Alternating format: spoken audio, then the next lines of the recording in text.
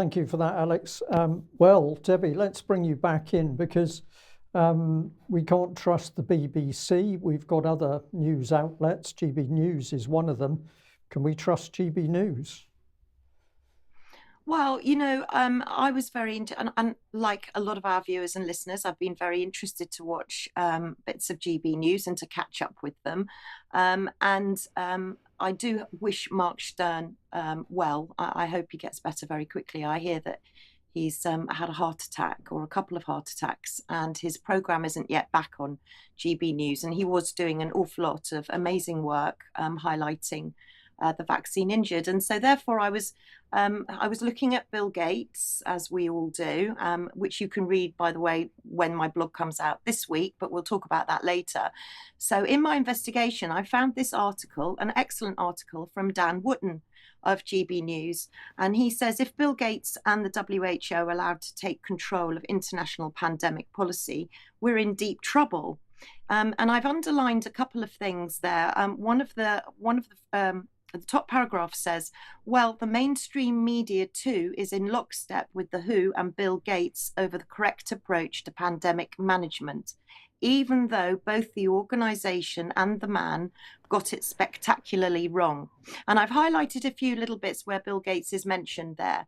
And I heartily agree with Dan Wootton. And my next slide isn't any way, this is a caveat, and I'm not saying that any of the presenters are in any way involved or know anything about this, but it was just an observation I made with regards to GB News. So you can see at the top there that it's GB News Limited is a wholly owned subsidiary of All Perspectives Limited.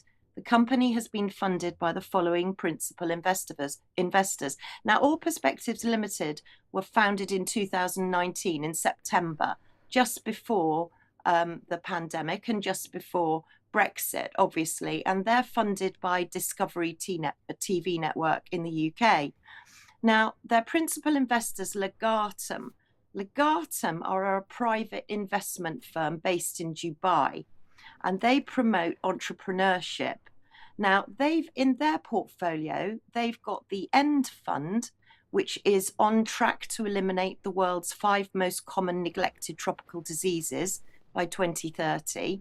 And the Luminos Fund, which helps get children back into, sorry, I was just reading that and I just missed the end of it. Maybe one of you could just, sorry, thank you. The Luminos Fund, which helps, yes, sorry, go on, Brian.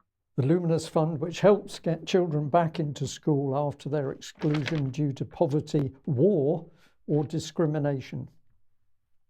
Yes, so these two organisations I hadn't heard of. So I went to have a little look further and I was surprised by what I found. And as you can see, the Luminos Fund, their donors, many donors, but specifically I saw the Bill and Melinda Gates Foundation. Also the End Fund there, their investors, we can see the Bill and Melinda Gates Foundation again.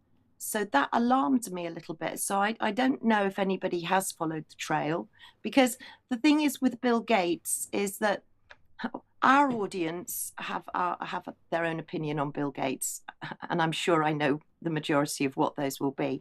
But to many in the world, Bill Gates is a hero. You know, he's some kind of angel to save the world. So it troubles me when I see another media company having an investment, however far down the trail it is, that connects them to Bill and Melinda Gates. And when you look at Paul Marshall, who's also in charge of GB News, he's an investor. He's very, very hot on philanthropy.